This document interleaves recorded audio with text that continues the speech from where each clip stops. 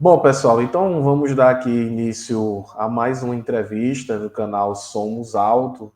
Esse canal ele tem a intenção de divulgar a história do auto esporte e tentar, de certa forma, contribuir, né, para que o auto esporte ele possa permanecer no cenário do futebol paraibano, sobretudo pessoense. Hoje nós temos aqui a presença de André Rezende, André Olímpio Rezende Maia. Ele nasceu em João Pessoa, na Paraíba, em 8 de abril de 1989. É torcedor do Botafogo. E vocês devem estar se perguntando o que é que um torcedor do Botafogo está fazendo aqui no nosso canal, né? André ele é graduado em Comunicação Social, Jornalismo e mestre em Jornalismo, ambos pela UFPB. Como eu falei, é torcedor do Botafogo e escreveu um livro que conta um pouco da história do auto esporte a partir do histórico clássico com o Botafogo. Também, André também trabalhou como assessor de imprensa e, posteriormente, rede de comunicação no Botafogo da Paraíba, estando ao lado oposto ao auto esporte em algumas partidas, como parte da comissão diretoria do clube rival, no caso, o Botafogo de João Pessoa. André, mais uma vez, muito obrigado aí pela sua presença, cara. Eu fico muito feliz aí em poder contar contigo, né? Eu, como estava dizendo, André, aqui nos bastidores, eu estava dando uma pesquisada na internet, né? E sobre a história do auto esporte, sobre a história do futebol de João Pessoa, e encontrei o livro do André, achei muito interessante, muito bacana, e procurei o contato do André, entrei em contato com ele aí pela internet, tive um retorno aí, né? E conseguimos aí marcar essa entrevista, né? E desde o início aí André se demonstrou ser bem atencioso, bem disponível, né, para fazer esse momento aí. Eu agradeço muito, André. E eu vou começar aí te perguntando, né, para você contar um pouco, falar um pouco de você. Eu já fiz aqui uma rápida introdução, mas contar um pouco como foi aí, como foi até hoje a sua história como torcedor do Botafogo, como você começou a torcer pelo Botafogo, e aí eu já faço um gancho com a próxima pergunta, que seria justamente o que te, digamos assim, motivou, né, a fazer esse TCC, né? O André, ele me explicou antes aqui da entrevista que esse livro ele nasceu a partir do seu trabalho de conclusão de curso, no curso de Comunicação Social da UFPB, e transformou, no caso, seu TCC nesse belíssimo livro chamado Dias de Botalto. Inclusive aí já tenho um livro aí com dedicatória, né, que assim que eu retornar ao Brasil eu vou estar aí recebendo do André, agradeço demais. E começar com essa pergunta, André, como é que você começou a acompanhar o Botafogo da Paraíba e o que foi que chamou a tua atenção aí para escrever sobre o Botalto? Primeiramente, agradecer a oportunidade, viu, Saulo? Agradecer o convite também de falar um pouquinho sobre futebol paraibano, sobre o Clássico Botalto, que foi objeto de pesquisa, né, nesse meu trabalho de conclusão de curso na graduação lá, antigamente, lá em 2013, que eu escrevi esse livro.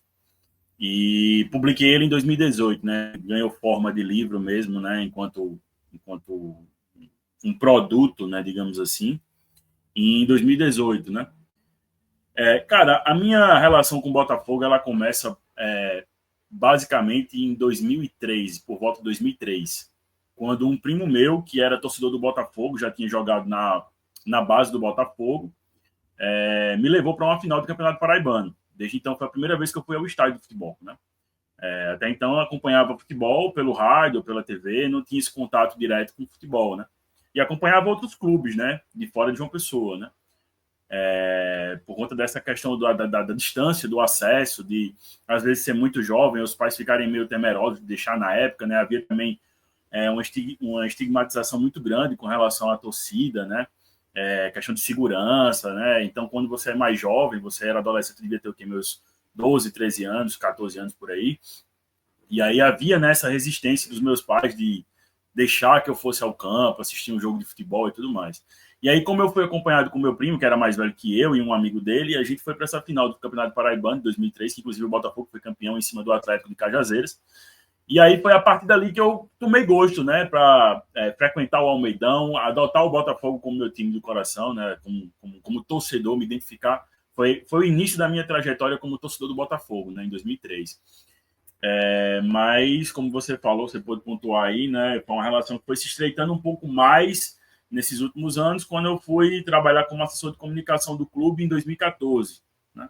Houve esse convite por parte da diretoria na época, e aí eu fui trabalhar como assessor de comunicação e eu praticamente ajudei a instalar o setor de comunicação lá do clube, né, do Botafogo, porque até então, né, outras pessoas, outros assessores já tinham passado, e em 2021, se eu não me engano, foi já 2020, né, finalzinho de 2020 para 2021 eu retorno já tomando conta também das redes sociais, mas já pensando num contexto de gerir pessoas, né, montando uma equipe meio como um head de comunicação lá, né.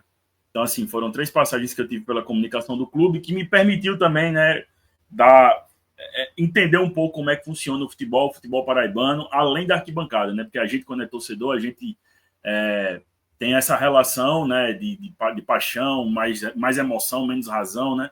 E quando você está inserido dentro do clube, né, ocupa um quadro, seja ele profissional ou diretivo, você tem uma outra visão, outra perspectiva em relação de como funciona o clube, de como funciona o futebol e como é a realidade e o contexto do futebol paraibano, né? Estive em alguns botautos, né, enquanto assessor de imprensa, né, cobrindo a partida para a comunicação do Botafogo, pela comunicação do Botafogo, e pude viver essa rivalidade, digamos assim, sendo parte do clube, né, parte do clube rival, né, rival do Auto Sport, né. E é curioso, porque você falou um pouquinho nessa pergunta com relação à minha descoberta, né, o início, né, de como eu me tornei torcedor do Botafogo, que esse meu primo, né, que me incentivou e que me levou para o estádio, né, o nosso avô, né, que ele morava com meu avô, né, era torcedor do Auto Sport. Ele era taxista, trabalhou muitos anos como taxista aqui em João Pessoa e tinha uma simpatia muito grande pelo Auto Sport, né. E é curioso, né, porque a gente um dos netos, né, dele, o mais velho lá, se tornou jogador do Botafogo e depois torcedor, e incentivou outros também a serem torcedores. Né? Até hoje a gente ainda vai de vez em quando. Inclusive, na final do Campeonato Paraibano, a gente se encontrou, levamos cada um os nossos filhos, levamos também um outro primo nosso também, que é torcedor do Belo, pro estádio. E, enfim, acabou se tornando também um pouco uma tradição de família, né? A gente também participa de alguma forma, assim. Bacana, André. Para ver a identificação justamente da fundação do Auto Sport com os taxistas, né? Seu avô é de que ano? Sim. O meu avô, cara, eu acho, ele era da década de 30, não lembro o ano exato que ele nasceu. Sim, Mas sim. ele trabalhou como taxista aqui em João Pessoa, década de 50, de 60, por aí, nessa época. O que é que te incentivou a escrever sobre o Botalto, assim, nesse teu livro? Isso aí, essa discussão, né, do que fazer. Eu sabia que eu queria, na época da minha graduação, né, em comunicação social, com habilitação em jornalismo na época, né, que mudou, uma mudança na questão da grade, e agora é o curso de jornalismo em si, né, mas na minha época, quando eu ingressei na UFPB, era curso de comunicação social. A gente conversava com um amigo meu, Paulo Cavalcante, que é torcedor do Botafogo também, que a gente já teve um projeto junto, inclusive, criando um podcast do Belo e tal. A gente conversava muito sobre as rivalidades, né? E a rivalidade que o Botafogo mantinha com os clubes de Campina Grande, né? E a gente brincava muito com o mito da grandeza da rivalidade dos clubes de Campina Grande, né? Que a gente até depois usou até um termo para brincar sobre a rivalidade lá, porque às vezes eles são tão amigos, é uma rivalidade tão parceira, né? Que um é tão amigo do outro, que não parece rivalidade. E aí a gente dizia, rapaz, como é que pode, né? A imprensa da Paraíba, de uma maneira geral, exalta tanto essa rivalidade de Campina Grande e não se apega à rivalidade aqui de uma pessoa que, por mais que exista uma discrepância, né? Isso é inegável, tecnicamente, entre os dois clubes, o que para mim é lamentável, porque eu queria muito que o Auto Sport retomasse a questão de investimento, de competitividade, para digamos assim, equiparar, aproximar as forças técnicas agora com o Botafogo, que agora é uma SAF também, né, tem essa questão. Mas a gente se apegava à questão histórica, né? Porque o Botalto, ele, de fato, ele é a primeira rivalidade assim que nasce na Paraíba e que perdura, né, por muito tempo, né? Porque se a gente for pegar a história de Campinense e de 13, por exemplo, o Campinense passou, foi fundado, né, foi criado o futebol do Campinense, clube, né? E depois foi transformado em clube de baile, né? Passou, acho que quase 40 ou 50 anos como um clube de baile. Tipo O que o Clube futebol foi Cabo parar. Branco é hoje, né? Exato, perfeito. Só que aí depois, na década de 60, há uma retomada do futebol do Campinense, e aí volta a rivalidade e tudo mais. Mas que rivalidade é essa? Que você passa quase 40 anos sem disputar, né? Sem medir forças com o seu rival. E a gente brincava muito com essa questão do mito da grandeza do clássico dos maiorais, né? Como foi batizado aqui na Paraíba e tal. Aí eu conversava com ele e dizia, mas rapaz, eu acho que vale a pena a gente tentar resgatar um pouquinho da história do Botalto, né, velho?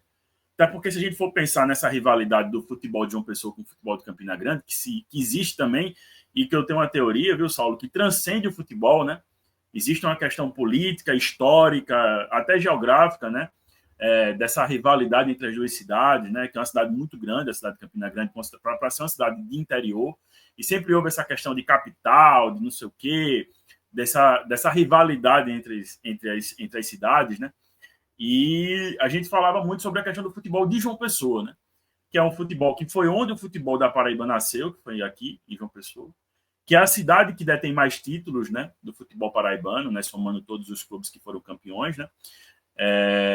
E a gente queria, nessa conversa que eu tive com ele, a gente queria, né, trazer esse debate, né? Pô, bicho, mas o futebol de João Pessoa é tão rico, velho, assim, de história, de tudo isso, que eu acho que o clássico Botalto vale, velho. Aí, essa ideia de escrever sobre o Botalto surgiu dessa conversa que eu tive com o Paulo na época, né? E aí eu disse, rapaz, eu vou começar a pesquisar isso. Eu vou escrever sobre isso. E eu tinha uma vontade de escrever um livro-reportagem na época, né? Que eu estava muito influenciado por uma corrente do jornalismo chamado Novo Jornalismo, né? O New Journalism, que é uma das vertentes que mistura um pouco realidade e ficção, que você ficciona a partir da realidade, né? E foi um pouco do que eu fiz nesse livro, né? Eu fiz um trabalho de pesquisa de algumas partidas entre Botafogo e Alto Sport, né? E aí eu recorri a arquivos históricos, a jornais da época, para ir selecionando partidas de Botalto, né? Ao longo dessa história, que começou em 1938, o primeiro Botalto, né? Foi quando o Alto Sport ascendeu a primeira, né, a elite do futebol paraibano na época. O Botafogo já estava um pouco já mais estabelecido. E aí foi a primeira partida oficial, né, que aconteceu no estádio do Clube Cabo Branco, na época onde funciona agora, né, o IFPB, ou Cefet, né? Foi a primeira partida do Botalto que aconteceu, foi lá, oficial, né? E a partir desses encontros de Botafogo e Alto Sport ao longo dessa história, eu fui colhendo como foram as partidas, as escalações, os resultados dos jogos, né? E ficcionando, criando histórias, né? De ficção, contos que traziam também um pouco da ambientação da cidade de João Pessoa em cada momento, né? Em cada momento dessas partidas, misturando um pouquinho, né? Do que aconteceu de fato nos jogos, né? Trazendo as escalações, como eram os clubes, né? Como a partida se sucedeu, e inserindo personagens fictícios dentro desse contexto. Então, eu tive que fazer esse trabalho de pesquisa, né? Houve um trabalho de pesquisa. Entrevistei também personagens, né? Pessoas, né, que participaram ou que foram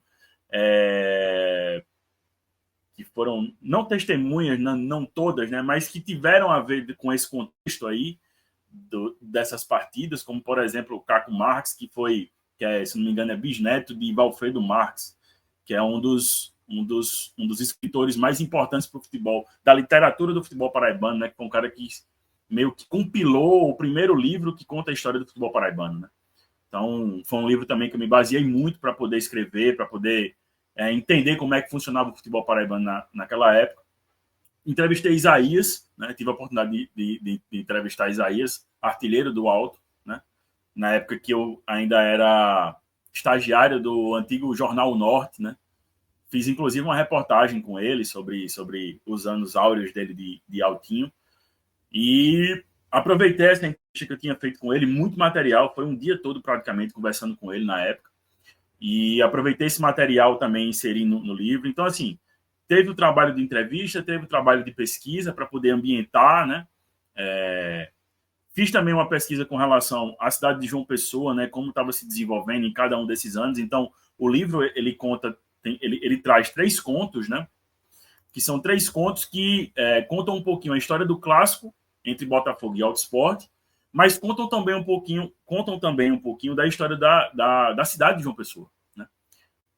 Como, por exemplo, em 1938, como é que a cidade estava ambientada, tive todo esse cuidado, né, de essa pesquisa de como é que as coisas funcionavam, como era a sociedade, como era o desenho urbano da cidade, como as pessoas se relacionavam com a cidade em cada um dos períodos, como, por exemplo, em 1975, que é o primeiro botalto do Almeidão, até então, né, que a primeira partida oficial do Almeidão foi Botafogo e Botafogo, né, Botafogo do Rio e Botafogo da Paraíba. Mas a primeira partida entre paraibanos, entre clubes paraibanos do Almeidão, foi o Botalto, né? Então, eu tive esse trabalho também de fazer essa pesquisa, de resgatar como foi o clássico, de resgatar como foi o primeiro Botalto, de como é torcidas, né? Porque até então, né, as partidas eram disputadas, né, os Botaltos eram disputados em outros estádios. Né? Não havia o contexto de Almeidão, né, um estádio muito grande, né, que comportasse um grande número de torcedores. E, posteriormente, também, a última final do Campeonato Paraibano, entre Botafogo e Alto Sport, foi vencida pelo Alto, né?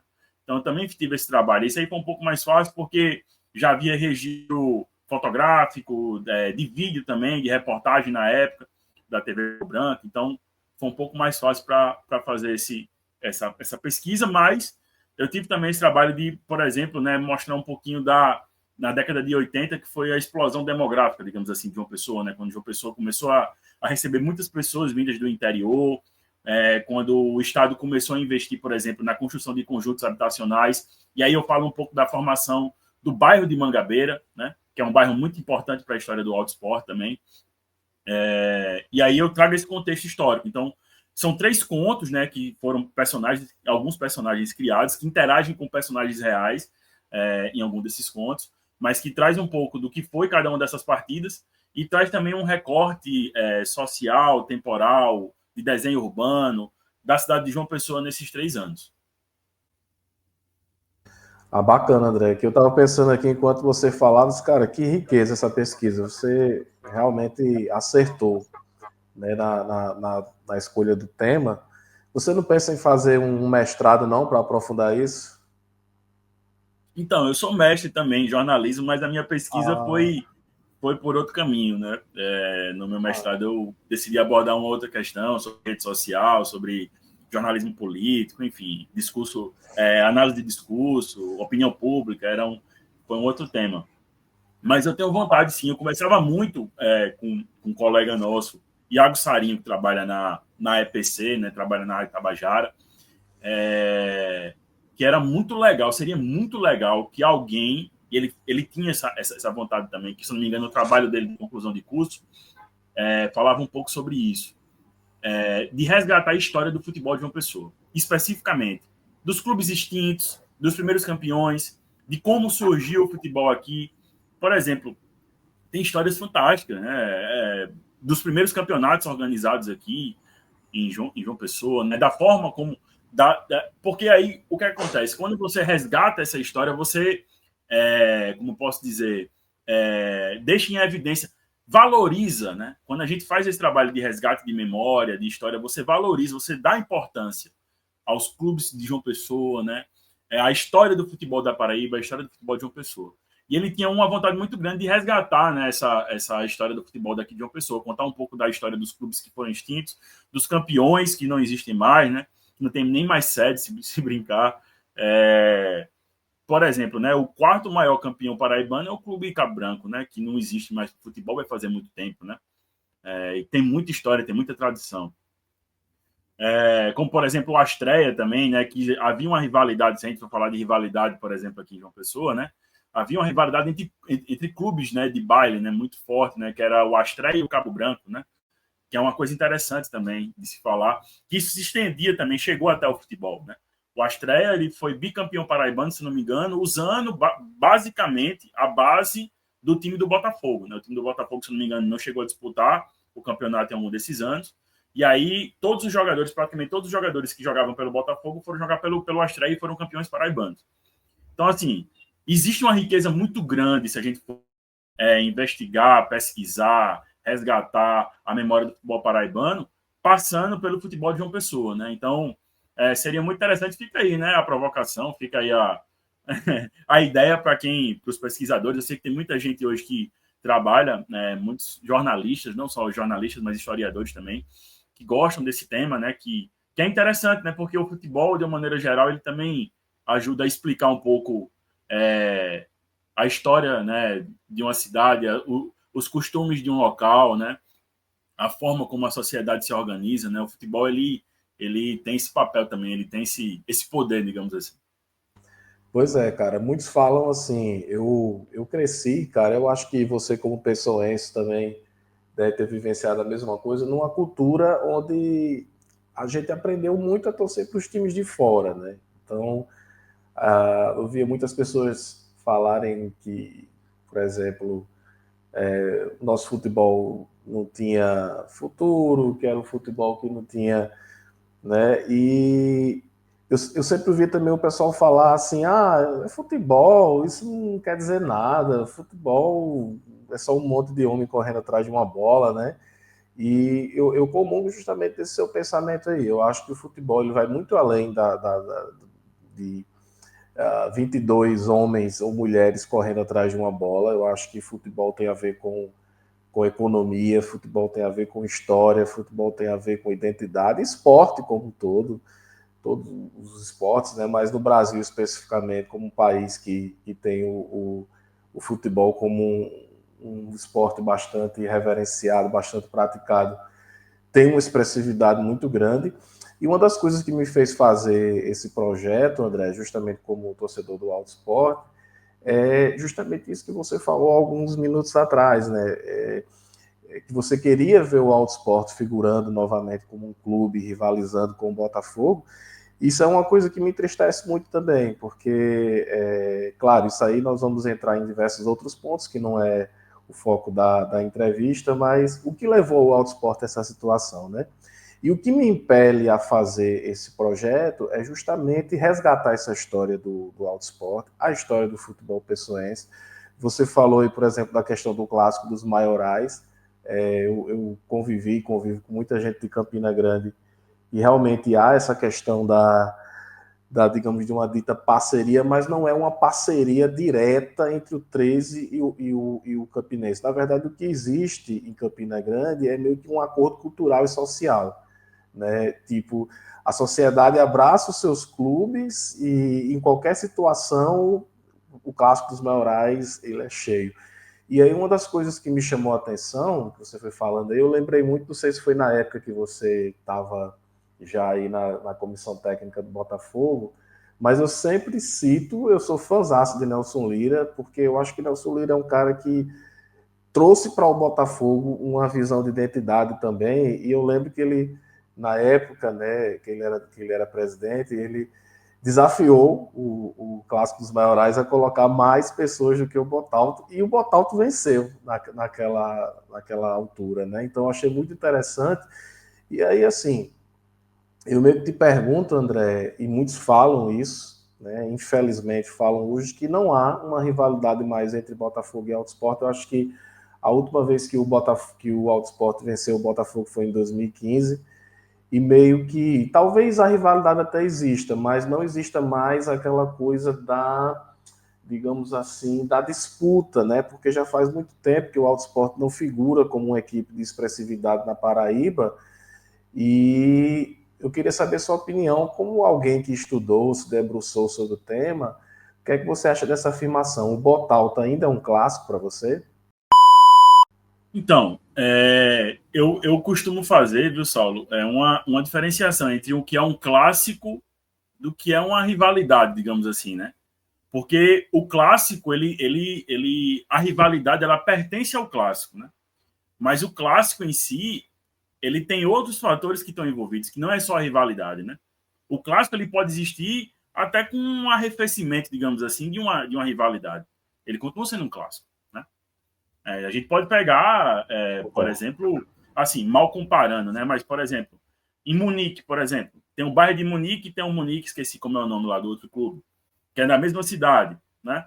Ou, por exemplo, sei lá, clubes que são da mesma cidade, mas que existe uma distância técnica, né, de expressividade no momento, que é um pouco maior. E não deixa de ser um clássico. Continua sendo um clássico. Porque existe uma tradição, existe um peso histórico naquela partida. Não é simplesmente uma rivalidade que vai determinar o que é ou o que não é um clássico, na minha opinião, né? Então, assim, o Botalto, para mim, ele vai continuar sendo um clássico enquanto existirem Botafogo e Alto Sport. Independente da situação do Alto Sport, independente da situação do Botafogo, né? A gente não sabe, né? Pode ser que daqui a 30, 40, 50 anos, não sei, a SAF dê errado do Botafogo e o Botafogo perca em expressividade, digamos assim, e apareça um investidor ou que finalmente o Alto consiga vender uma fatia lá do Mangabeirão e invista no clube. Enfim, ninguém sabe, né? O que pode acontecer, né? As coisas podem se inverterem, né? E não vai deixar de ser um clássico por conta disso, né? Vai continuar sendo um clássico. A rivalidade é que ela pode aumentar ou diminuir dependendo das circunstâncias. Você falou em 2015 aí, eu lembro que foi aquele campeonato paraibano que foi decidido em um quadrangular, que foram os dois clubes de Campina Grande, os dois grandes de Campina Grande e os dois grandes de João Pessoa, e foi muito legal. Foi muito massa. Eu estava trabalhando naquela época como assessor de comunicação lá do Botafogo. E o Alto Sport quase lá, né? Passa, viu? Do Campinense ali. Pois é, não. E eu lembro que o Alto... Eu acho que foi o último grande campeonato, não sei, eu posso estar enganado, né? Mas eu acho que foi um campeonato expressivo que o Alto fez, assim, que eu me lembro, na minha memória, assim. Que eu me recordo, sim, foi o último grande campeonato paraibano que o Alto fez. Inclusive foi no ano que Tibério faleceu, né? Infelizmente. Sim, verdade. Tragédia lá. Pois é, infelizmente, realmente. Nem lembrava desse episódio, mas realmente. E aí, cara, enfim, eu acho que o clássico, ele tem outros fatores, e eu acho que o fator histórico, né? O fator... Que aí eu bato muito nessa tecla com relação ao Botalto, que é um clássico que eu trato como o primeiro grande clássico da Paraíba, né? Eu não posso considerar o clássico dos maiorais, porque houve uma quebra aí de quase 40 anos aí de um clássico. Como é que eu posso dizer que isso é o maior clássico da Paraíba? Para mim, o mais antigo é o maior. Eu posso considerar dessa forma, né? Porque para mim o clássico, a rivalidade é importante. A rivalidade, ela pertence ao clássico, né? Tem que haver, né? Porque se você... a rivalidade faz com que você queira superar, né, o seu adversário, né? Mas o clássico, ele tem um fator histórico, tem um fator da tradição, tem um fator da mobilização, né? Da cidade, que é um pouco também disso que João Pessoa perdeu. Por exemplo, na pesquisa que eu faço de 87, por exemplo, né? Na conversa que eu tive com os torcedores mais velhos de Almeidão, né? Eles diziam que, historicamente, a torcida do Botafogo sempre foi maior que a do Alto Sport. Mas havia momentos em que o estádio quase dividia. Era quase meio a meio. Como em 75, década de 70, década de 80, né? Que o estádio quase ficava meio a meio. Mas o do Alto Sport era muito maior do que aqui é hoje, né? Infelizmente. E isso passa por uma questão também de perda de expressividade, de competitividade em algumas competições, tudo isso, né? Isso aí... E eu costumo dizer, como você falou, Saulo, que quem escolhe, quem adota, né, um clube para torcer aqui na Paraíba, decide ser um torcedor de um clube paraibano e acompanhar e consumir o futebol a partir dessa premissa aí, ele levanta uma bandeira política, né, de certa forma, porque se havia na nossa, eu não sei qual é a sua idade, mas você parece também que deve estar ali na faixa dos 30 e pouco, a gente deve 39. Ter uma faixa etária parecida. Pronto, eu estou com 36. E aí o que acontece? Na época que a gente era adolescente, mais jovem, já havia uma pressão muito grande da mídia para que a gente adotasse um clube de outro estado, né? Como a gente chama muito aqui, os torcedores do Nordeste, clube do eixo, né? Do eixo Rio-São Paulo, né? A gente escolhesse isso, que isso também já vem de uma herança de influência da mídia que vem dos nossos pais, que já acompanhavam o futebol dessa forma, né? Que acompanhavam o futebol pelos rádios, se não me engano, era a Rádio Nacional, que havia também uma influência muito grande de transmitir os jogos, né, dos clubes do Rio de Janeiro, de São Paulo, e acabava estimulando essa torcida até de forma indireta, né? De pessoas que moravam em outros estados. Então, na nossa época, havia uma pressão também, porque já havia televisão, havia internet, então estreitava essa distância, né? E hoje mais ainda, porque hoje, inclusive, o fenômeno que acontece com muitos jovens, né, crianças, que é onde a gente forma o torcedor, né? Pensando um pouco também como um cara que trabalhou como marketing de clube e tudo mais, o torcedor ele começa a ser formado nessa fase de infância, pré-adolescência, adolescência. E hoje existe uma influência muito grande da mídia, por exemplo, os pirralhos agora, por exemplo, a gente pega um contexto aqui de João Pessoa, da Paraíba, As crianças que começam a acompanhar futebol, elas não estão pensando mais em torcer para Flamengo, para Palmeiras, para Corinthians, para São Paulo. É Real Madrid, é Barcelona, é Manchester City, é algum clube da Europa, né? Porque hoje ele tem acesso, hoje ele consegue acompanhar o dia a dia do clube da Europa tranquilamente na casa dele. Ele acessa o site, ele vai ter quem está treinando, quem está lesionado, quem vai jogar, como é que joga, participa de várias comunidades aí online, de qualquer clube da Europa, pode discutir escalação, discutir como é que é, sem nunca ter botado o pé dele no estádio do clube que ele torce, lá na Europa. E ainda assim, participar dessa comunidade, se sentir parte, né, da comunidade, porque o futebol ele tem essa capacidade também, né, meio tribal, né, digamos assim, né, mas de formar comunidade, né, quando você escolhe ser adepto de um clube.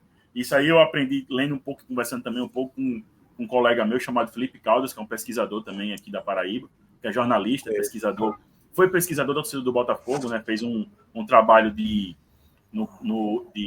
mestrado em antropologia, explicando um pouquinho da formação, da constituição da torcida do Botafogo da Paraíba, e agora, se não me engano, também está fazendo um doutorado também, mais ou menos nesse contexto, falando sobre formação de torcida organizada, a partir desse espectro aí, dessa questão aí da antropologia. E aí, cara, então, quando você decide torcer para um clube da sua cidade e assumir isso, né? Vestir a camisa literalmente, consumir o clube, ir às partidas, ou se tornar sócio, ou divulgar o clube, né? De certa forma, você assume uma bandeira política. E eu costumo dizer que quem torce para o Botafogo da Paraíba é resistência. E quem torce para o Auto Sport é resistência na resistência. Porque vocês, em um contexto futebolístico, é muito mais desfavorável, né? O Botafogo da Paraíba, pelo menos, joga uma Série C, joga uma Copa do Brasil, aparece ali ou outra em um cenário nacional, regional, joga uma Copa do Nordeste. O Auto Sport é o Campeonato Paraibano, às vezes, né? Às vezes é só o da segunda divisão, né? Depois, enfim, é mais difícil para você acompanhar, né? E eu acho que essa questão também da falta de calendário para alguns clubes, né, prejudica, né? Existe um debate no futebol brasileiro, né, sobre dar mais calendário para os clubes, né, de divisões inferiores ou não dá, né? Porque de repente alguns clubes reclamam que não tem condição de viabilizar a operação, né, em termos financeiros, de jogar mais datas, né? Outros preferem manteria o calendário mais cheio, conseguiria levar mais torcedores, mas do ponto de vista de formar torcedor, de formar torcida, ou de contemplar o torcedor que gosta de ir para o estádio, é uma tristeza, né? Porque você que torce para um clube, e isso aí a gente, enquanto torcedor do Botafogo, a gente viveu isso em alguns anos, né? Que o Botafogo, por exemplo, era uma época antes da Série D, né? Antes de ser campeão brasileiro da Série D, você jogava o Paraibano se você não classificasse antes da criação, inclusive, da Série D, né? Que só existia a Série C, né? Se você não fosse bem no Campeonato Paraibano, você não tinha calendário no segundo semestre. Você simplesmente ficava sem acompanhar o seu clube. Então você era praticamente compelido a adotar um outro, se você gosta de futebol, né? A adotar um outro clube para poder torcer, para poder se pertencer enquanto torcedor, né? Se enxergar enquanto torcedor. Então, essa questão do calendário é uma coisa também que ainda segue, né, muito em voga no futebol brasileiro, né? Muitos falam da criação de uma Série E, né, para inserir esses clubes que ficam sem calendário no segundo semestre, enfim. Eu acho que em termos de fomentar o futebol, né, em outros centros do país, eu acho que isso é muito ruim, cara. Você deixar um clube sem calendário durante um pedaço muito grande do ano, né? Ah, mas não vai ter viabilidade econômica, financeira. Enfim, eu acho que quando você quer fazer, você dá um jeito, né, velho? Se você é gestor da CBF ou tem condição de gerir isso dessa forma, você consegue, né? A CBF mobiliza aí alguns milhões, né, por ano e tem como, se quisesse, né, dar uma ajuda para esses clubes menores, que não precisa ser muita coisa, não. Você pega aí sei lá, o Alto esse ano. Qual foi a folha salarial do Alto? Chegava a 100 mil reais? Não chegava, entendeu? Então, assim, você consegue planejar aí, sei lá, 3, 4 meses, por exemplo, de competição, não precisa nem preencher o calendário todo, mas dá mais tempo, né, para os torcedores irem para o estádio e consumirem um clube, né, por exemplo, com a ajuda da CBF, na criação de uma outra série, enfim, junto com as federações, enfim. Se quisessem, né, dar um jeito em relação a isso, daria, né? E você daria essa oportunidade dos clubes, dos torcedores dos clubes menores, né, frequentarem mais o estádio, né, terem essa experiência, né? Porque eu costumo dizer, viu, Saulo, para concluir, que eu acho que eu estou me estendendo muito, existe uma experiência enquanto torcer a partir de um meio de comunicação, ou pela internet, quando você acompanha o clube pela internet, quando você acompanha o clube pela TV ou pelo rádio, e existe uma outra forma de torcer quando você vai ao estádio, né? Não é somente um evento, não é um evento de entretenimento, é também, né? Mas para quem é apaixonado por futebol, você ir a um estádio de futebol e torcer em um estádio de futebol é uma experiência única, cara. É uma experiência única. Não, não existe. Você pode sentir emoção, você pode se emocionar, vibrar, gritar, assistindo pela TV. Isso aí pertence, aí é completamente normal. Mas estar em um estádio de futebol e você vivenciar isso e ser parte disso é uma experiência diferente. Então, eu acho que, pensando no futebol de uma maneira para além do campo e bola, né, para além dos 22 jogadores ou jogadoras, né, correndo dentro do campo, enquanto pesando o contexto social, histórico, econômico, eu acho que fomentar, né, esse tipo de calendário para que clubes menores tenham mais jogos ou levem mais, dê a oportunidade de levar os torcedores para o estádio, eu acho que seria interessante, mas benéfico também.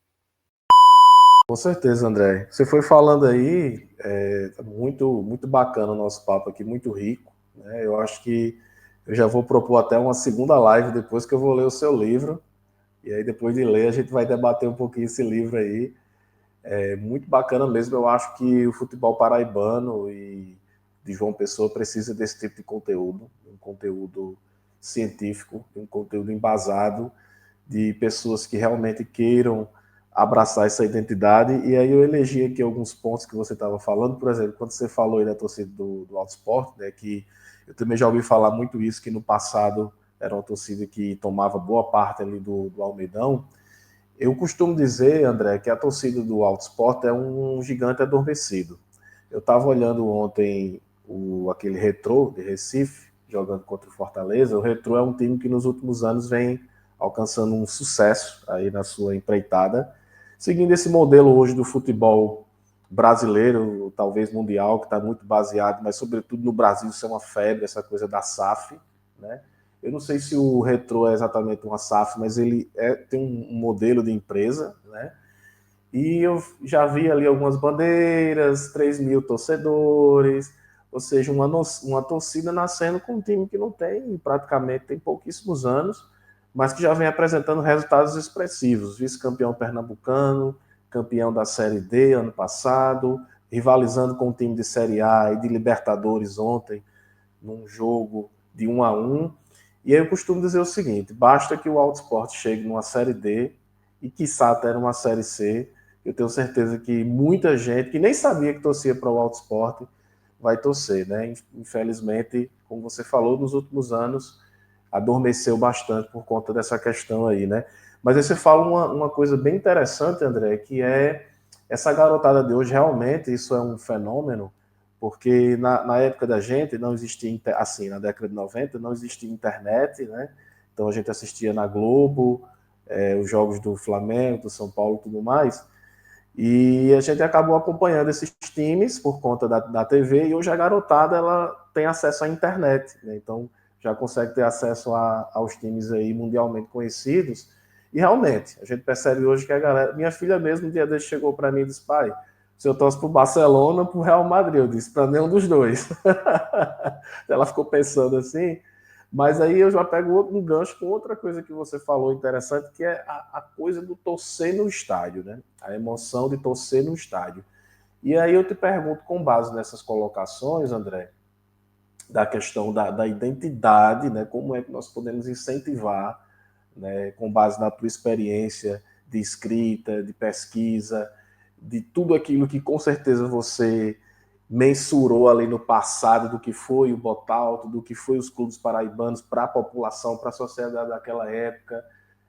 Como é que nós podemos, de certa forma, incentivar essa garotada de hoje a ir para o estádio e mesmo numa situação que não tão confortável, principalmente para o Alto Esporte, né? O caso do Botafogo hoje, por exemplo, já tentou várias vezes o acesso para a Série B, bateu na trave, a gente vê a decepção aí de muita gente, e o Alto Esporte com uma situação muito, mas muito pior, né? Mas mesmo diante dessa situação, como fazer a nossa garotada entender que nós, enquanto pessoenses paraibanos, temos uma identidade e que é interessante, é importante, assim como acontece hoje, por exemplo, em Fortaleza, como sempre foi em Recife, né? Eu aprendi muito, eu estudei 6 anos em Recife e observava muito como é que era a questão lá em Recife, como fazer a nossa garotada pessoense entender isso também. Quando eu trabalhei lá na equipe de comunicação do Botafogo, a gente tinha, né, enquanto marketing do clube, né, tentar atrair mais torcedores, né? O objetivo da comunicação do clube é você também não só ser um canal oficial, né, mas você também tentar ajudar, né, de alguma forma, viabilizar financeiramente o clube. E isso aí passa, por exemplo, você fomentar a torcida, fazer com que mais pessoas consumam o clube, né, comprem camisas, se associem, frequentem os jogos e tudo mais. Então é você tornar o jogo, né, o espetáculo em si, o evento atrativo, né? Porque o primeiro passo é esse, né? O jogo de futebol, um jogo de futebol no estádio, ele é um programa, ele é um programa como ir a um teatro ou um show ou alguma coisa do tipo. Você tem que ver comercialmente, né? Primeiramente ver dessa forma, né?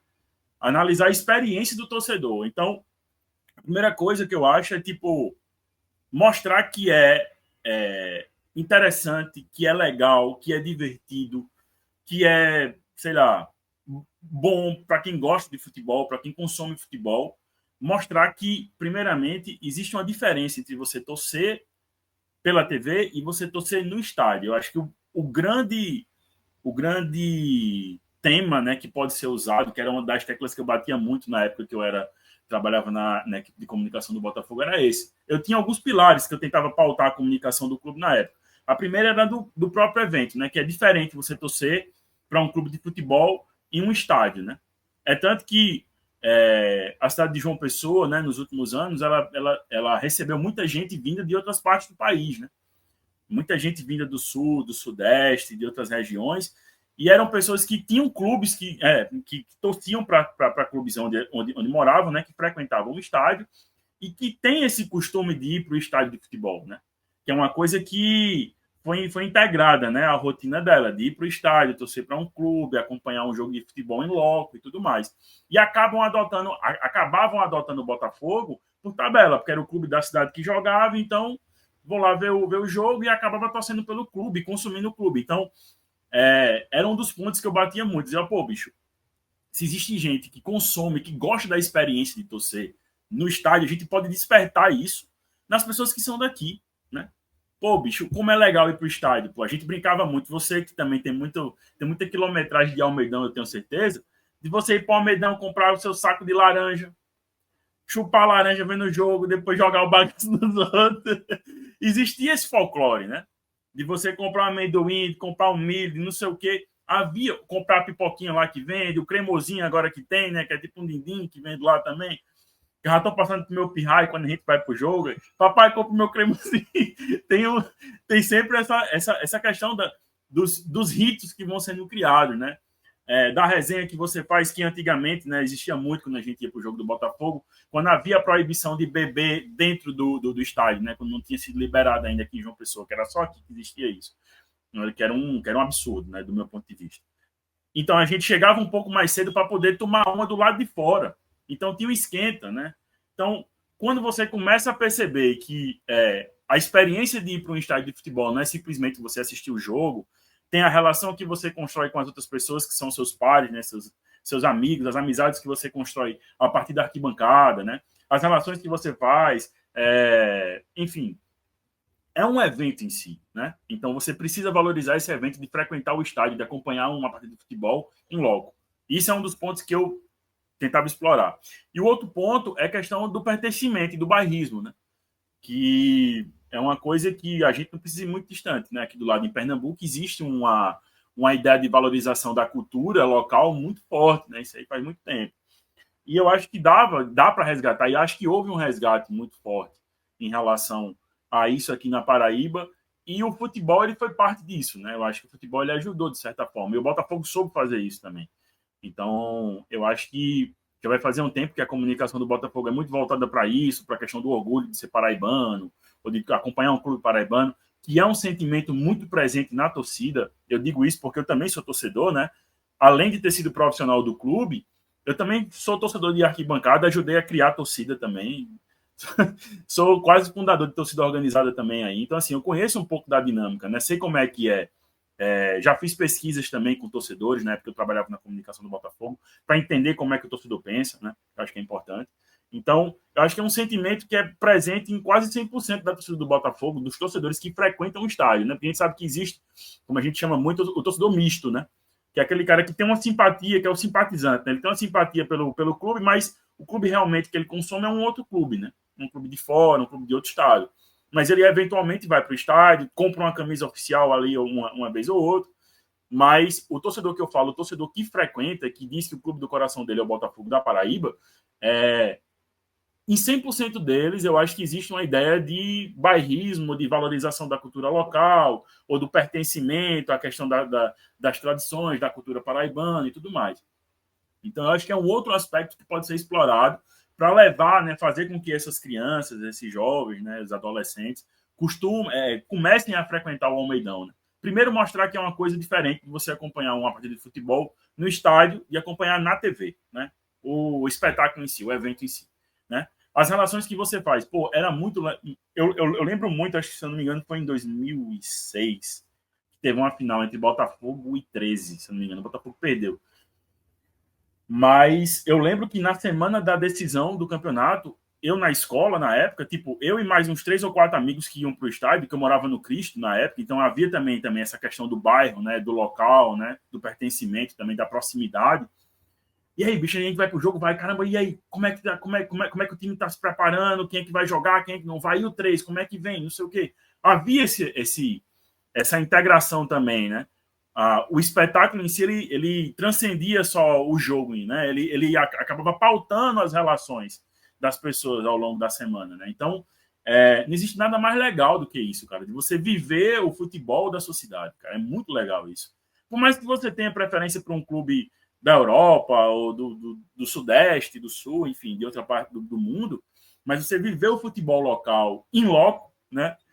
É muito legal, é muito legal. E é um ponto que pode ser explorado, né? E o outro ponto é a questão do pertencimento, né? Que você tem que valorizar o seu futebol local, porque se a gente for pensar, o futebol local também, né? O futebol, de uma maneira geral, é uma máquina, né?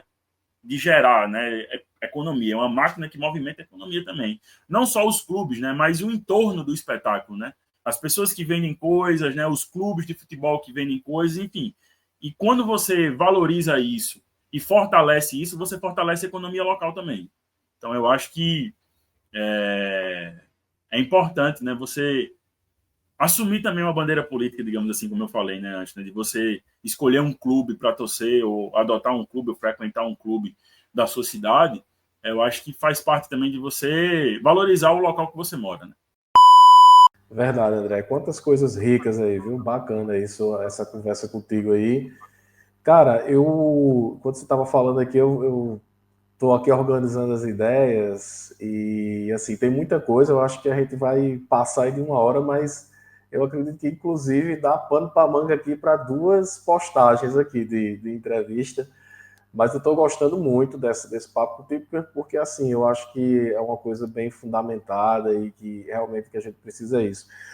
Veja bem, essa questão aí que você falou, né? Você falou uma coisa bem interessante, assim, quando eu levei meu filho para o estádio, né? Eu acho que isso aí é uma atitude simples e interessante demais e que marca muito a história da criança.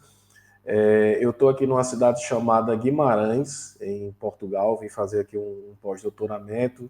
Estou retornando agora em maio, final de maio, mas eu acompanhei aqui durante esses meses um clube chamado Vitória de Guimarães, que é aqui da Liga da Primeira Divisão, né? Digamos assim que é o quinto clube de Portugal, né? Ele fica atrás apenas de Porto, Benfica, Sporting e Braga, né? E tem uma grande rivalidade com Braga. E tem uma frase que sempre me chamou muita atenção no estádio Dom Afonso Henriques, que é o estádio aqui do Vitória, e tinha assim, né? Meu pai já dizia, filho, valoriza o clube da tua cidade, né? Então, toda vez que eu chego no estádio, e aqui é interessante em Guimarães, André, porque realmente é uma cidade comparada às cidades brasileiras, né, que tem uma população maior, Por exemplo, João Pessoa já chega aí a quase 1 milhão de habitantes. Guimarães tem em torno de 200 mil, né, habitantes, e acho que um pouco menos ali por ali. É uma cidade que tem essa identidade muito forte, e isso vai até o futebol. E aí eu fico às vezes pensando assim, cara, muitas vezes eu ouvia o pessoal dizer, só futebol, isso aí não vai botar comida no nosso prato e tal. Eu disse, por que aqui na Europa, no dito primeiro mundo, no velho continente, e se o futebol fosse uma coisa tão irrelevante, por que as pessoas iriam dar tanto valor ao futebol aqui? E foi muito interessante essa minha passagem aqui, porque eu observei muito. É interessante porque no dia do jogo, como a cidade é pequena, é uma cidade bem estruturada, bem urbanizada, mas ao mesmo tempo compacta. As pessoas vão saindo de casa e vão se encontrando nas ruas e vai todo mundo assim em fila para o estádio, né? E quando você chega assim, o estádio está repleto, normalmente um jogo dia de semana 23 mil pessoas. Para a gente ter isso no Almeidão, cara, tem que ser um evento, né, extremamente diferente, né? Mas isso me chamou muita atenção, né? E a gente vê os pais, agora domingo mesmo eu fui para o jogo, os pais acompanhando os filhos, eles usam muito aquelas cachecóis do time e tudo mais. Então, essa coisa do pertencimento, cara. Eu não vou entrar aqui no assunto de Campina Grande, porque a gente é pesquisador e quando entra em vários assuntos a gente vai aprofundando, pode ser que não dê tempo. Mas com certeza eu vou querer assim um outro momento para a gente tratar um pouquinho mais. Mas eu acho que realmente assim, durante algum tempo a gente perdeu um pouquinho esse sentimento ao longo de algumas décadas e hoje eu vejo isso renascer. Isso é uma coisa boa. Eu percebo já que até mesmo pelo fato de João Pessoa ter recebido muita gente de fora, do interior e tudo mais, eu acho que talvez por algum momento esse sentimento do pertencimento ele perdeu um pouco. Mas deixa eu dizer uma coisa, você falou uma coisa muito interessante, André, que é em relação ao calendário do futebol brasileiro, que é outra coisa que me incomoda muito também, e você fala aí da nossa querida CBF, né, com as suas pérolas de sempre, que não dá um incentivo aos times, eu acho que até a nível de leis trabalhistas, eu acho que é algo que deveria ser questionado, porque como é que você contrata um trabalhador por 3 meses, né? E aquele trabalhador ele fica o resto do ano sem trabalhar. Então, realmente, assim, aqui na Europa, inclusive, países pequenos, mas que tem várias divisões, e por que o Brasil, um país tão grande, com um futebol tão diverso, uma confederação tão rica e milionária e poderosa, só tem 4 séries, e digamos que essas 2 últimas séries são perversas, porque não é fácil. As condições de campo, de gramado e financeiras são condições extremamente difíceis, mas porque não tem um calendário completo também para esses outros clubes, como a Série E. E eu acho que acredito que daria até uma Série F também, mas pensando inicialmente numa Série E, concordo completamente com você, André. E aí eu concluo minha fala, para você fazer o arremate, que é o seguinte, você falou também do crescimento de João Pessoa, realmente, João Pessoa hoje é uma cidade que está crescendo muito, eu acredito que o Botafogo ele já vai surfando nessa onda, como uma cidade que está em crescimento, o clube vai crescendo também, e aí eu costumo dizer, eu acho que João Pessoa ela comporta sim mais de um clube, uma coisa que me incomoda muito é ver, por exemplo, Maceió tem CRB e CSA, Natal tem América e ABC, enfim, praticamente todas as capitais têm 2 clubes. Você até tocou num assunto aí, que é a rivalidade do Botafogo com os times de Campina Grande, né? Na verdade, o que existe de fato é uma rivalidade entre cidades, que aí é outro ponto histórico que a gente pode discutir depois, que dá muito pano para manga. E realmente, nas últimas décadas, os grandes rivais do Botafogo foram os times de Campina Grande. Essa é a grande realidade. A gente percebe assim, eu tenho muitos amigos botafoguenses, eu não sei se você vai comungar com o meu pensamento, mas que tem ódio do 13, né? O Campinense não dá para engolir, mas o 13, não sei o quê. E essa coisa, cara, não tem. Mas aí você falou uma coisa importantíssima, assim, muito verdadeira. Realmente é um clássico. Botalto é um clássico, porque o clássico ele é histórico, o clássico ele é cultural, o clássico ele é da sociedade pessoense. Mas a rivalidade realmente nos últimos anos ela perdeu. Mas aí eu te pergunto o seguinte, André, você acha realmente, você concorda com esse meu pensamento que é hora de João Pessoa começar a ter mais essa identidade, de as pessoas que vêm de fora, por exemplo, que hoje estou mais vendo a gente com a camisa do Sport Recife, João Pessoa, né? E eu acho que é hora do torcedor do Alto Sport colocar a sua camisa, torcedor do Botafogo colocar a sua camisa, olha, João Pessoa tem time para torcer, e até mesmo para esse pessoal que está vindo de fora aí, a gente aproveitar esse boom da cidade de João Pessoa para que os clubes também eles cresçam e possam também ter uma maior expressividade. O que é que você acha desse contexto aí atual nosso? Eu queria primeiro falar que, tipo, com relação à rivalidade, né? Eu sei que a rivalidade ela deu uma arrefecida, mas eu lembro de ir para Botaltos, inclusive um Botaltos, se eu não me engano, em 2013, no Estádio da Graça, que a torcida do Alto ela sempre foi em menor número, mas era muito barulhenta e provocava pra caramba, que eu lembro que levavam até aquela caixa genérico, né, do remédio genérico bem grande assim, ficavam provocando e cantando. E era massa aquilo, tá ligado? Porque aquilo afetava o torcedor do Botafogo em sua identidade, né? Afetava o torcedor. Então, isso também é um pouco da rivalidade. A gente fala que a rivalidade arrefeceu, aquela coisa toda, mas ela existe, né? Independente do tamanho das torcidas, dos contextos dos clubes, mas a provocação ela sempre vai existir, né? E isso que você falou faz muito sentido e seria muito interessante, porque, assim, pensando enquanto pesquisador do futebol ou um cara que acompanha o futebol, seria interessante que o Autosport, né, tivesse esse resgate, porque provavelmente daria mais uma opção para as pessoas que estão descobrindo o futebol local, daqui de uma pessoa, né, de escolher um dos dois clubes, né? Pô, eu prefiro torcer pelo Alto, porque o Alto é vermelho e branco, porque, sei lá, é um nome diferente, não é feito com base em outro clube e tudo mais, né? Enfim, né? Existe esse pensamento, né? Outra diz, não, eu prefiro o Botafogo, que tem mais tradição, que tem mais título, que não sei o quê. Você daria a opção para quem está descobrindo o futebol local de escolher entre dois clubes ali com uma certa, digamos assim, expressividade no futebol, né? Sem haver uma disparidade muito grande, né? Seria muito interessante, né? Isso aí. E é o que a gente torce. Eu, enquanto torcedor do Botafogo, por mais que isso teoricamente fosse prejudicar o clube que eu torço, né? Mas acho que para o futebol de João Pessoa seria muito interessante e para a rivalidade do Clássico Botalto seria muito interessante ver o Alto novamente, né? Expressivo, conseguindo montar times competitivos e levando muita gente para o estádio, né? Eu até fui para esse último Botalto, fui com meu filho, né? Esse Botalto que teve esse ano, a gente foi para o jogo e a torcida do Alto Esporte foi até em bom número, cara. Eu fiquei até impressionado, assim, não esperava que tivesse que fosse dar um público tão bom, né? Assim, da torcida do Alto, né? E eu acho que é possível, sim, resgatar isso, cara. E seria interessante para quem tá vindo de fora, de outros estados, morar aqui na cidade, escolher entre os dois clubes, né? Ou um ou outro, né? Enfim. Mas de haver esse resgate da rivalidade também, né?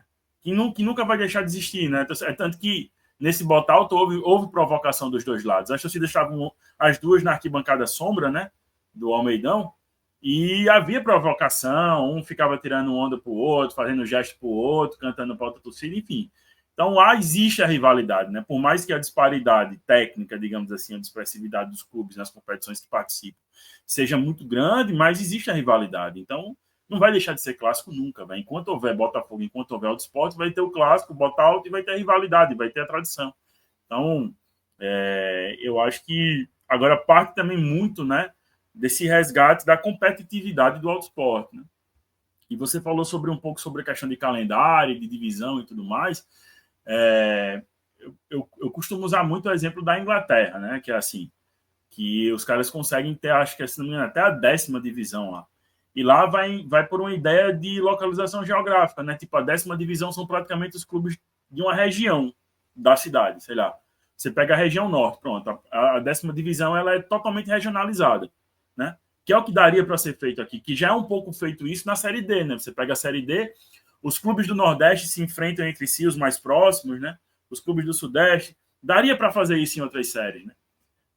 O problema é que, enfim, existe também a questão dos interesses das federações, inclusive integrar, porque, por exemplo, o que existe o grande debate, né?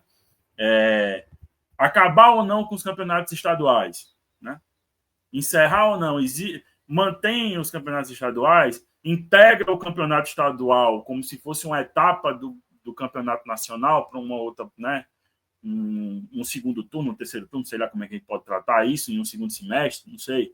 Enfim, só que aí existe um debate que vai além dessa questão, que é a questão política, né? Porque as federações, elas exercem o poder delas a partir dos campeonatos estaduais. Então, se você acaba com os estaduais, você praticamente tira esse poder, digamos assim, das federações, né?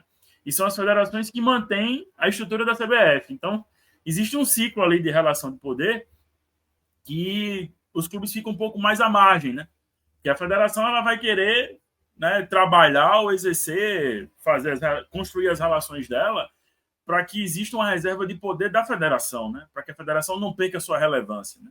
E a CBF, por sua vez, também não quer, digamos assim, comprar essa briga, porque você for comprar uma briga com todas as federações de futebol do Brasil, você pode, né, desestabilizar ali. Enfim, existe essa relação aí, mas a verdade é que eu acho que o futebol brasileiro não cabe mais, por exemplo, clubes que, inclusive clubes muito grandes que jogam a Série D, né, várias vezes, né? É o caso do Santa Cruz, por exemplo, ou o caso do 13, a gente pegando aqui, você falou que o torcedor do Botafogo tem muita raiva do 13, e realmente tem, porque quem é torcedor da década, né, do início dos anos 2000, o Botafogo cansou de apanhar do 13, né? O 13 era o principal clube da Paraíba na época, montava os melhores clubes, tinha mais investimento, e cansou de bater no Botafogo, goleado, de tudo, tá ligado? Então, assim, o torcedor do Botafogo, ele realmente tem muita raiva do torcedor do 13, ou do time do 13, né? Mas é uma rivalidade também que pertence ao futebol, né? Enfim, que passa muito também dessa questão, pela questão da rivalidade entre as cidades, né? Que eu também tenho essa teoria. Mas, com Isso relação ao aí, inclusive, calendário, cara, por exemplo... dá um Oi? trabalho, viu, acadêmico, essa rivalidade entre as Pois é. cidades. Pois é. Não, dá sim, com certeza. Com certeza. Sobre a questão do calendário, por exemplo, o 13. O 13 é um clube de expressão aqui da Paraíba, mas que provavelmente vai ficar sem calendário. O Campinense está sem calendário, né? Se a gente for pegar aqui os dois clubes, né, dois clubes expressivos da Paraíba, como o caso de 13 e Campinense, que provavelmente vão ficar de férias. O Campinense já está de férias, né? Entre aspas, de férias, né? A gente fala brincando, né? No futebol. Mas está sem disputar nenhuma partida oficial, né? O seu time, o seu elenco principal. De agora, né? A partir de, sei lá, se foi em março ou foi em abril que parou de jogar, e não vai mais jogar porque não tem série. Absurdo, né? Se a gente for pensar assim. Quantos outros clubes aí pelo Brasil aí que poderiam também estar participando de alguma competição e não estão participando porque não tem calendário?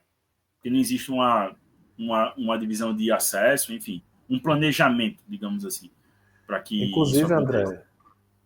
André, eu fiquei bem animado quando eu soube que a Série C, eu acho que foi no ano passado, houveram rumores de que a Série C ela teria um turno e retorno.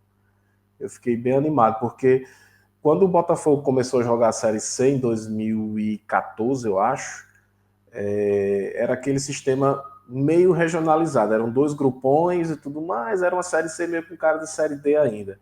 Depois juntou tudo, ficou um calendário mais cheio, e aí veio a história de que a Série C iria ter turno e retorno. Disse, pronto, agora ela vai se equiparar a A e a B em termos de calendário, tem um calendário mais cheio, mas infelizmente deu errado. E assim, eu acho esse debate que você traz, ele é muito salutar, porque eu acho que já é hora sim.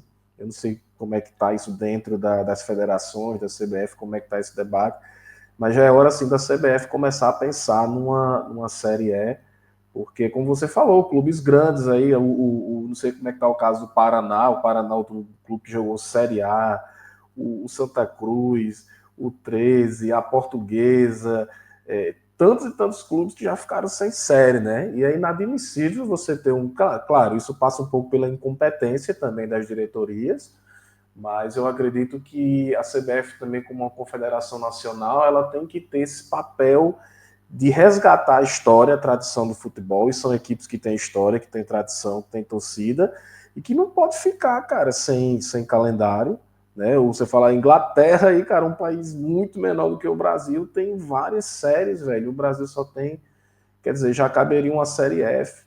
Eu não sei, assim, na verdade é uma das coisas que me incomoda muito essa atuação da CBF, é uma atuação muito questionável em relação ao apoio aos times, principalmente do Nordeste, por isso que eu valorizo muito a a Copa do Nordeste. Inclusive, a própria CBF viu que a Copa do Nordeste estava ganhando corpo demais e deu uma abafada, mas mesmo assim a estrela da Copa do Nordeste continua a brilhar ainda. Eles meio que pulverizaram a Copa do Nordeste ao longo do ano todo, mas assim, ainda estamos um pouco distante, mas é como você falou, eu acho que torcer, eu estava até vendo isso um dia desse numa uma rede social aí de um blogueiro, eu acho que inclusive do Botafogo, dizendo que é diferente, né? Infelizmente hoje nós temos uma cultura, principalmente essa moçada que está aí, de torcer para o que ganha, né? Mas você torcer para o time que você quer torcer é diferente, porque você torce, não é simplesmente pela vitória, é pela emoção, é pelo carinho que você tem por aquele time, e eu acho que é aí que entra a questão da identidade. Quando a gente adota esse pensamento da identidade, da questão da cidade, da importância da nossa cultura e do nosso esporte, a gente começa a entender o quanto é importante a gente apoiar o nosso time independente de vitórias, né? Não, e você falou uma coisa interessante, eu me lembrei aqui de uma frase que a torcida do Botafogo costuma falar, alguns conhecidos meus, né? A gente acaba fazendo amizade, né? Acaba não, né? Quando você tem uma frequência de arquibancada, você constrói relações de amizade, né? E você falou também uma coisa do Botafogo, né? Que já vai fazer aí alguns bons anos aí que vem falhando o acesso para a Série B, né?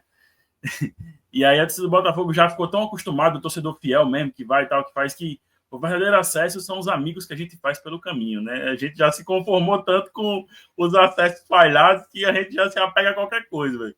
Aí falha o acesso, eu não vou mais para essa bexiga, não. Ano que vem eu não faço meu sócio, não frequento mais o estádio, e quando começa o Campeonato Paraibano, tá lá, todo mundo se encontrando na arquibancada, no entorno do Almeidão. Mas, rapaz, tu não dissesse que não vinha, pô, mas não tem como, pô, não tem como deixar isso aqui, não sei o que, não tem como abandonar o Botafogo, enfim.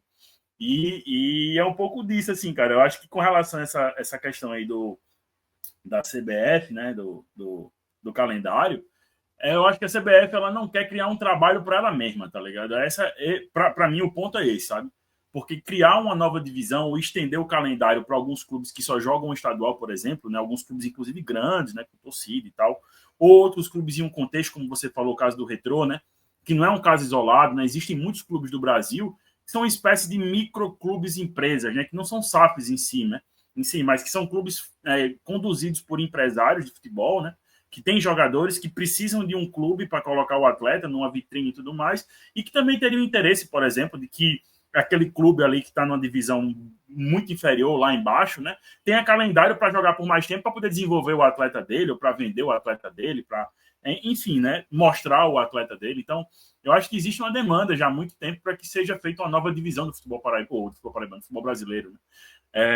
Mas a CBF, eu acho que não quer criar essa situação porque vai gerar um problema para ela mesma, porque na própria Série D, a gente já tinha, né, eu acompanhava, né, acompanho futebol de Série D e Série C já há um tempo, já havia uma discussão de alguns clubes da Série D dizendo assim, mas se aumentar o calendário, a gente não vai ter dinheiro para poder pagar folha, a gente não consegue manter, tem que ter uma ajuda de custo da CBF.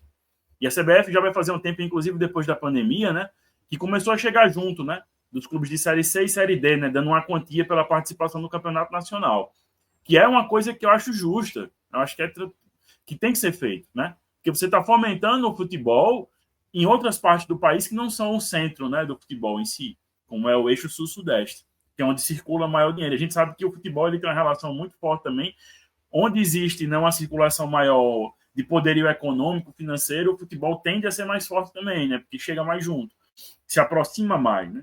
Então, eu acho que é papel da instituição mesmo, de uma instituição, de uma confederação de futebol, de tentar fomentar, né, o futebol em outras regiões do país, né. Eu acho que é importante, né, que seja criado. E você falou um pouco da Série C. A Série C hoje ela está num formato meio híbrido, digamos assim, né, que ela é um pouco parecida com os primeiros formatos de Série C, que era regionalizado, fazia um quadrangular, um cruzamento entre grupos, não sei o quê, e um pouco também parecido com esse formato de Série A e Série B, que são 20 clubes que jogam todos contra todos, né? A diferença é que o calendário da Série C não é turno e retorno, é só turno.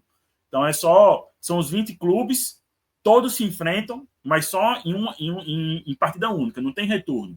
E aí, se eu não me engano, são os 8 primeiros, né? Se dividem em 2 grupos, num quadrangular de acesso, onde o primeiro e o segundo sobem para a Série B, e os primeiros de cada grupo se enfrentam em uma final para saber quem vai ser o campeão, né? Então, é um formato aí que a CBF encontrou para a Série C, que até então, né, tem agradado os clubes, não tem dado muito problema, e que o Botafogo já falhou 2 anos já consecutivos esse acesso nesse formato, né? Já tinha passado a gente já, rapaz, o problema é o mata-mata. O problema é quando o Botafogo vai para o mata-mata e tem que foi um problema Fica que o Fortaleza nervoso. enfrentou durante e foi um problema que o Fortaleza, né, empacou, né, quase 9 anos de Série C por conta disso, né? E fazia a melhor campanha disparada da Série C, batia em todo mundo, sobrava em número de pontos, somando os 2 grupos, e quando ia na hora do mata-mata, de repente, em 2 jogos ali, a campanha todinha por água abaixo, ia por terra e acabou-se. E não conquistava o acesso, né? Então, eu acho que, com relação à Série C, e eu acho que a Série C é um produto, eu venho acompanhando a Série C, né, desde que o Botafogo joga a Série C, né? Já acompanhava desde antes, né, quando não existia a Série D, mas agora que a Série C, que existe a Série D e a Série C foi mais tornado comercializável, eu acho um produto extremamente vendável, cara. Eu acho que caberia, por exemplo, para a CBF um formato de turno e retorno pontos corridos, né, onde os 4 primeiros sobem, enfim.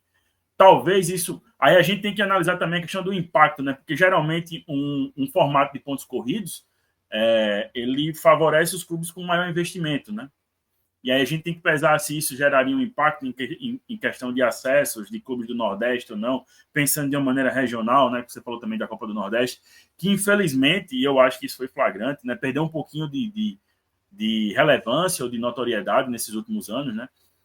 O Botafogo foi finalista da Copa do Nordeste em 2019 e acho que ali naqueles anos ali, 2018, 2019, acho que até a pandemia ali, 2020, 2021, houve uma relevância, né, da Copa do Nordeste. Aí eu acho que passou também um pouco pela questão do desmonte da equipe que tomava conta do marketing ali da competição, que passava muito pela Liga do Nordeste, né, a CBF. A gente tem que lembrar que a Copa do Nordeste era uma competição organizada pela Liga do Nordeste, né? E a CBF ela só dava chancela, né?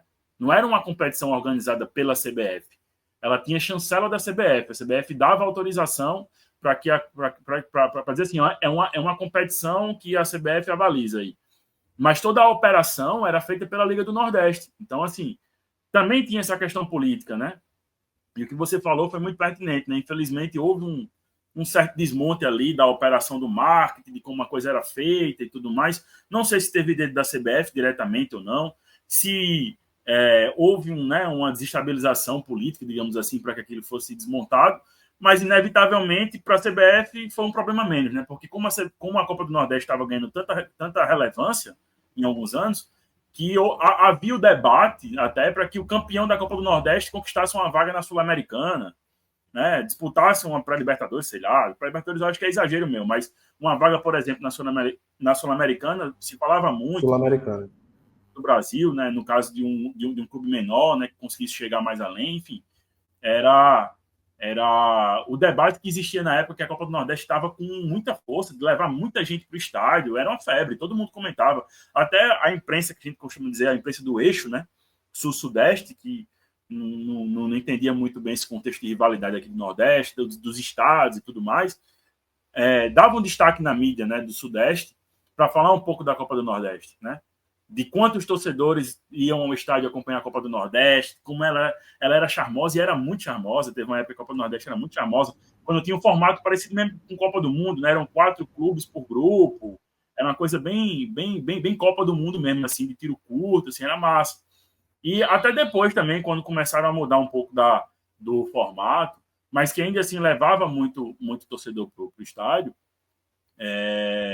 era uma competição que valorizava muito os clubes do Nordeste e mantinha também essa questão do calendário, né? Que havia uma rivalidade maior, né? E eu acho que seria muito interessante que houvesse, né, esse trabalho de valorização, porque hoje a gente pega os clubes do Nordeste e os clubes do Nordeste estão competindo. A gente tem.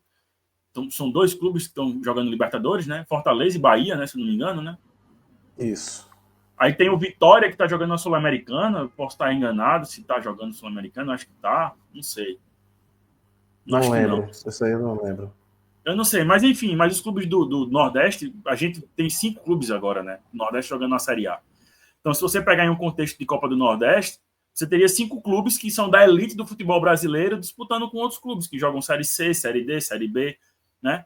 Clubes menores e tudo mais. Então, o espetáculo em si seria muito interessante, né?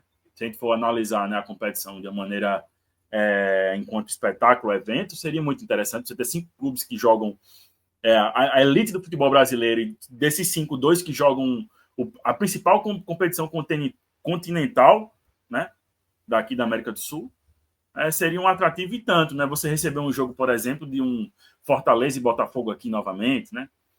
Um Bahia e Botafogo aqui, né? Seria muito legal, né? Mas infelizmente houve realmente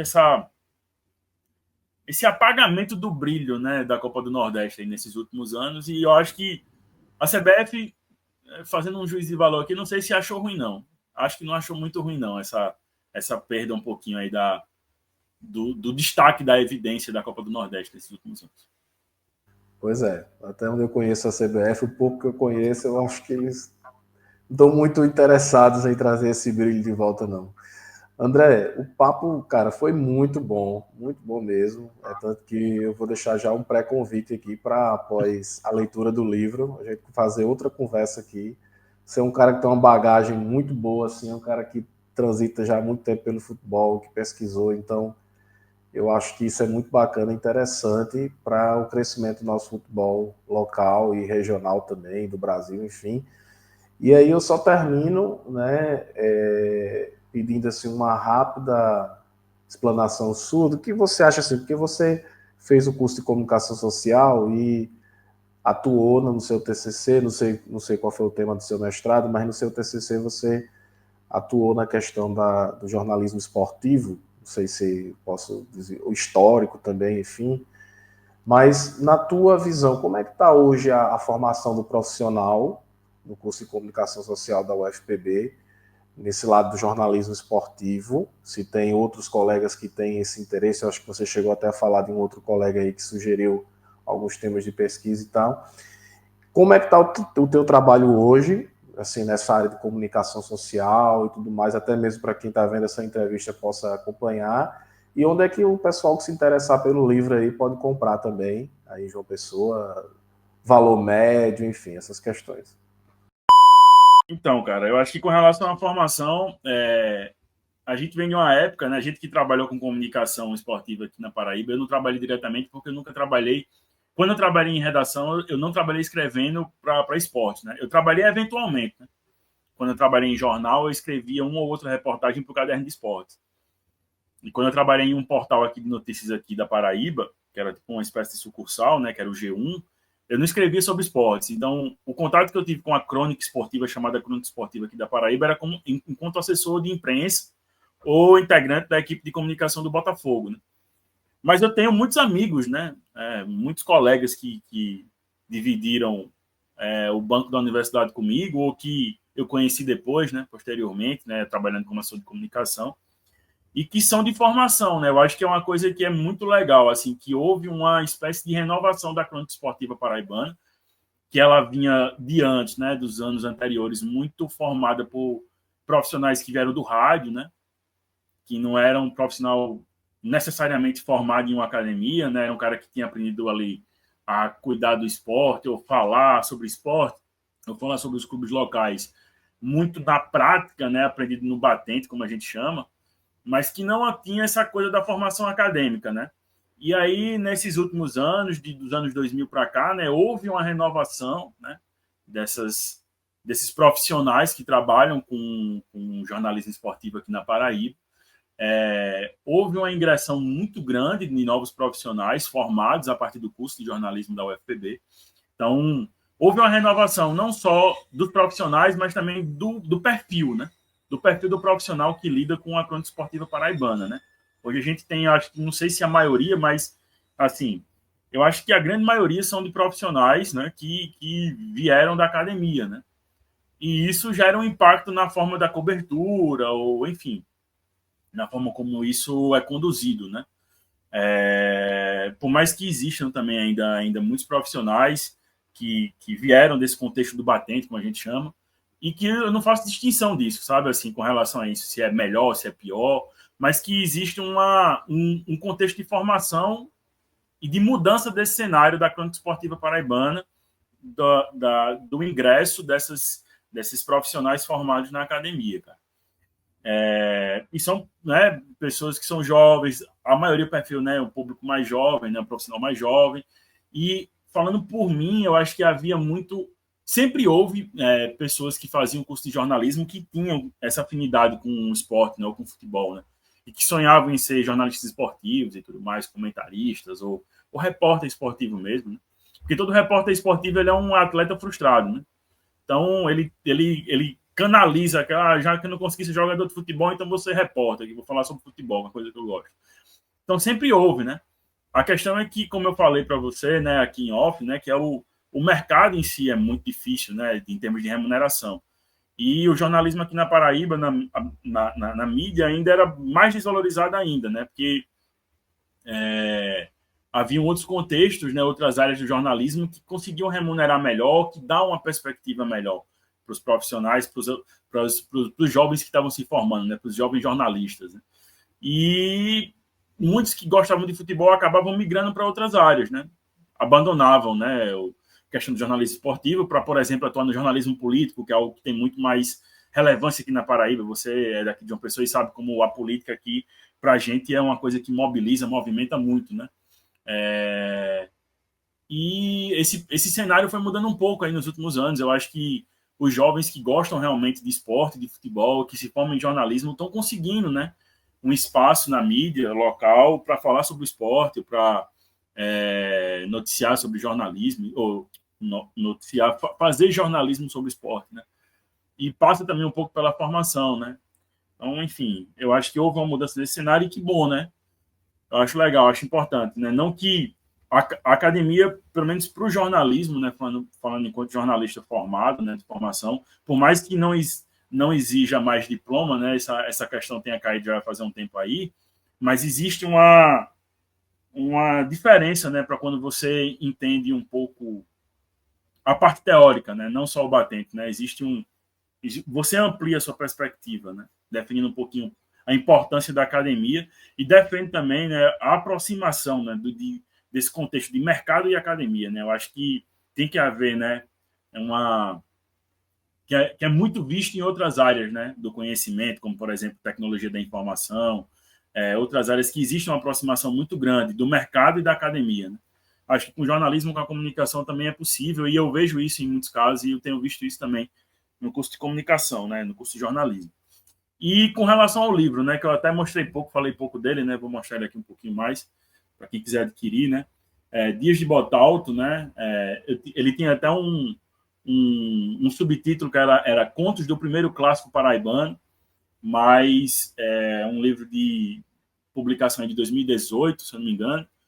Resta aqui poucos exemplares aqui, mas acho que se você pesquisar aí na estante virtual, né, quem é de outros estados aí que estiver acompanhando, né, vai conseguir encontrar, né, eu já vi, né, que tem sebos também para vender, mas pode fazer o contato por e-mail, né, pelo meu e-mail, andreolimpio89@gmail.com e dizer, eu me interessei pelo livro, eu quero fazer a aquisição e tudo mais, que a gente faz chegar, né, de alguma forma aí, né, ou manda entregar pelos correios, inclusive já mandei alguns exemplares pelos correios para alguns pesquisadores, alguém que gosta né, pessoas que gostam de estudar o futebol paraibano, ou que moram em outros estados, conseguir já mandar pelos correios. Se for o caso, a gente manda. Se for o caso, manda via também Uber, ou se for em João Pessoa, a gente manda por aqui. Mas que, né, eu também posso deixar o meu contato, né? Não sei se tem como a gente deixar isso na descrição lá do vídeo, viu, Saulo? Se quiser deixar pronto. Deixa lá o meu contato de WhatsApp e o meu e-mail para quem tiver interesse em adquirir o livro. Acho que eu devo ter algo em torno aqui de umas 30 e poucos exemplares ainda aqui. Que foi uma tiragem, eu não lembro, velho, exatamente qual foi a tiragem, não, mas não chegou a ser 1.000 exemplares, não, mas foi algo em torno de uns 350 exemplares, eu não lembro ao certo. Mas na época foi bem interessante porque eu aproveitei, né, eu trabalhava no Botafogo e foi numa época da semana de aniversário do clube, né, que eu consegui lançar o livro, então fez parte da programação oficial do clube, o lançamento, essa coisa toda. E já vai fazer um tempo aí que esse livro aí está rodando aí nas mãos dos apaixonados pelo futebol aqui da Paraíba. Bacana, André. E te parabenizar, cara, porque assim, são poucos estudantes e pesquisadores de doutorado, né? Nem de TCC e mestrado, mas de doutorado que não publicam seus trabalhos como livro e até artigos, né? Simplesmente defende, deixa para lá. E eu acho que você deu uma colaboração muito grande para a história do futebol paraibano, do futebol pessoense. E eu acho que vale a pena aí você, no futuro aí, distribuir mais um pouco aí para ver se a gente consegue até levar esse livro aí para a mão dessa garotada aí que está tão ligada em redes sociais que precisa voltar a ler um pouco mais aí. Mas parabéns, viu, André, pelo seu trabalho. Muito bacana mesmo. Muito obrigado aí pela disponibilidade. Eu quem agradeço a oportunidade e, assim, fazendo um pouquinho a propaganda do livro, né, eu acho que para os jovens aí, né, que estão muito presos também à rede social, né, não tem mais criar o hábito da leitura, mas é um livro que é um livro de contos, né, então, assim, são histórias, né, que você lê de uma forma muito lúdica, né, não é uma coisa, né, de uma leitura difícil, né, é uma leitura leve, como se você estivesse contando uma história, né, então, eu acho que é legal porque além de você, né, ter essa leitura leve, que é em formato de conto e tudo mais, tem também a questão da contextualização histórica do clássico entre os dois clubes e da cidade de João Pessoa também. Então, eu acho que é interessante esse aspecto também. E obrigado, viu, cara, pela oportunidade, pelo debate, pela discussão aí, quase mais de uma hora aí, né, de conversa aí. E se eu tivesse puxado os outros pontos aqui que eu anotei, a gente passava de 2 horas aqui. Passa o dia todo, velho. Bacana, que é uma coisa que a gente gosta de conversar. Eu pensei que você gosta de conversar sobre isso também. Então a gente vai longe, né? Valeu, André. Um abração, beleza, cara. Obrigado, viu? Abraço. Até mais aí, abraço. A luta contra tudo e contra todos começou. O Auto Esporte vai mostrar o seu valor. Sem ódio e sem rancor, sem nada a temer, sabendo que a disputa é pra valer.